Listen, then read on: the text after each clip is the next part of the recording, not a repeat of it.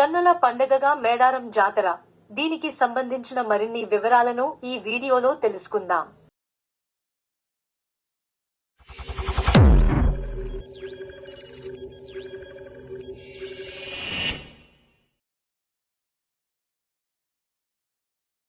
తెలంగాణ కుంభమేళగా పేరొందిన మేడారం మహాజాతర అంగరంగ వైభవంగా ప్రారంభమైంది. జాతర మొదటి రోజు వనదేవతల ఆగమనం సందడిగా సాగింది. ముందుగా సారలమ్మ గద్దె వద్ద గ్రామస్తులు శుద్ధి చేశారు.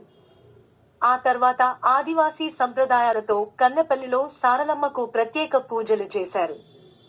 సాయంత్రం అమ్మవారి ప్రతిరూపమైన ముంటెతో పూజారులు బయటకు వెళ్లగానే ఒక్కసారిగా భక్తులు అమ్మవారిని దర్శించుకునేందుకు పోటీలు పడ్డారు. సారలమ్మ తల్లికి జేజేలు పలికారు. మేడారం మహాజాతరలో తొలి రోజు వనదేవతల గద్దెలపైకి రావడం ఆద్యంతం కోలాహలంగా సాగింది. భక్తులు జేజేలు పలుకుతుండగా సమ్మక్క, పగిడిద్దరాజు, గోవిందరాజులు గద్దెలపైకి విచ్చేశారు. ఆదివాసీల ఇలవేల్పు సమ్మక్క ఇవాళ చిలకల గుట్ట నుంచి గద్దెలపైకి రానుంది. వీరనారిగా శత్రువులను చీల్చి చెండాడిన అపరకాలిగా ఆదివాసీలు ఆమెను ఆరాధిస్తారు. సమ్మక్క ఆగమనంతో జాతరలో అసలు ఘట్టం మొదలవుతుంది. తల్లులను దర్శించుకునేందుకు జనం మేడారానికి పోటెత్తుతున్నారు. డప్పు, డోలు వాద్యాలతో కన్నెపల్లి పరిసరాలు మారుమోగాయి. పంచాయతీరాజ్ శాఖ మంత్రి సీతక్క, ములుగు జిల్లా కలెక్టర్ ఇలా త్రిపాఠి, ఎస్పీ శబరీష్, ఇతర అధికారులు సారలమ్మకు స్వాగతం పలికారు. అనంతరం పోలీసులు, ఆదివాసీ యువత రక్షణగా మేడారానికి సారలమ్మ బయలుదేరారు. పాదయాత్రగా జంపన్నవాగును దాటారు. అప్పటికే విచ్చేసిన పగిడిద్దరాజు, గోవిందరాజులతో కలిసి సారలమ్మ మేడారం గద్దెలపైకి విచ్చేశారు.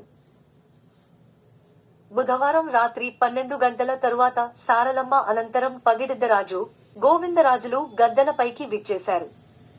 మంత్రి సీతక్క, జిల్లా కలెక్టర్, ఎస్పీ దేవతలను సాదరంగా గద్దెలపైకి ఆహ్వానించారు. భక్తుల దర్శనాలను, విద్యుత్ దీపాలను నిలిపివేసి గద్దెలపై వన దేవతలను ప్రతిష్ఠించారు. అనంతరం తిరిగి విద్యుత్ సరఫరా పునరుద్ధరించి భక్తులను దర్శనాలు కల్పించారు. మహాజాతర రెండో రోజైన ఇవాళ ఆదివాసీల ఇలవేల్పు సమ్మక్క చిలకలగుట్ట నుంచి గద్దెలపైకి రానుంది. మేడారం మహాజాతరలో అత్యంత కీలక ఘట్టం సమ్మక్క ఆగమనమే. యావత్ భక్తకోటి ఆమె రాక కోసం ఎదురు చూస్తారు. గుట్ట దిగగానే జనం ఆమెకు జేజేలు పలుకుతారు. కాకతీయ సేనలపై అసామాన్య పోరాట పటిమను ప్రదర్శించి అడవి బిడ్డల గుండెల్లో వీరనారీమణిగా నిలిచి దేవరే సమ్మక్క ఆమె రాక కోసం కనువెల్లా కళ్ళు చేసుకుని భక్తులు ఎదురు చూస్తారంటే అతిశయోక్తి కాదు.